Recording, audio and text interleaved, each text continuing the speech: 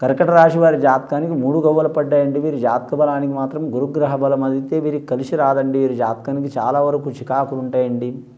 కానీ మాత్రం ఏ పని చేసినా మాత్రం లాస్ట్ వరకు అయ్యే వరకు అయితాయండి. 90% అయితే 10%లో మాత్రం ఆఫ్ అయ్యే అవకాశం ఉంటుందండి. ముఖ్యంగా విద్యా విషయంలో కూడా ఆటంకాలు వస్తుంది. అలాగే శుభకార్య విషయంలో కూడా ఆటంకాలు వస్తాయి. నిరుద్యోగులు కూడా నిరాశజనకమైన ఫలితాలు ఉంటుంది. కానీ ఇప్పుడు కాకపోయినా ఫ్యూచర్లో అయితే వారికి కలిసి వస్తుంది. ఫ్యూచర్లు అంటే కొన్ని సంవత్సరాలు కాదండి, కొన్ని నెలలు.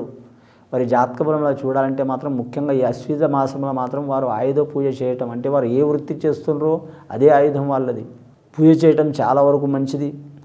ముఖ్యంగా వీరి జాతక బలంలో చూడాలంటే మహార్నవమి ఫస్ట్ మొదటి తేదీకి వస్తుందండి. అక్టోబర్ తేదీకి మహార్నవమి రోజు కూడా మాత్రం నవదుర్గ దేవతల్ని పూజ చేయటం చాలా వరకు మంచిది.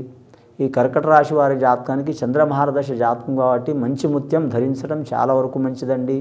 వివాహమైన స్త్రీలు కూడా ధరించవచ్చు, వివాహం కాని స్త్రీలు కూడా ధరించవచ్చు. వివాహమైన స్త్రీలు మాత్రం తాళిబొట్టులో మంచి ముత్యం ధరించడం చాలా మంచిదండి. మంగళసూత్రంలో. వివాహం కాని స్త్రీలు మాత్రం అంగుళీకంలో, అంటే మన ఉంగరంలో ధరించడం చాలా వరకు మంచిదండి. అలాగే మాత్రం పురుషులు కూడా ధరించడం చాలా వరకు మంచిది.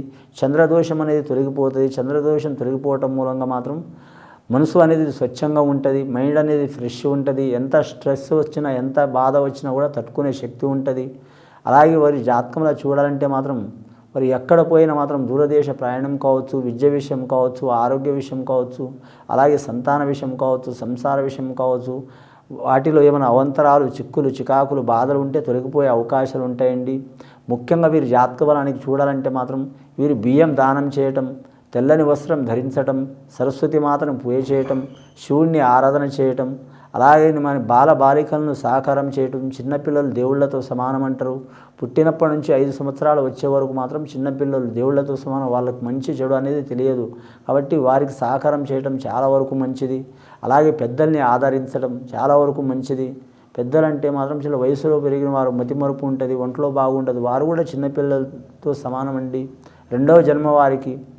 కానీ మాత్రం రెండో జన్మ ఎలా అంటే మాత్రం సంవత్సరం నుంచి 5 సంవత్సరాల వరకు చిన్నపిల్లల మనస్తత్వం ఎలా ఉంటుందో అలాగే మాత్రం 60 సంవత్సరాల నుంచి 90 సంవత్సరాలు ఉన్న వారికి చిన్నపిల్లల మనస్తత్వం ఉంటుంది, మంకు పట్టు ఉంటుంది. వారిని కూడా ఆదరించడం చాలా వరకు మంచిది.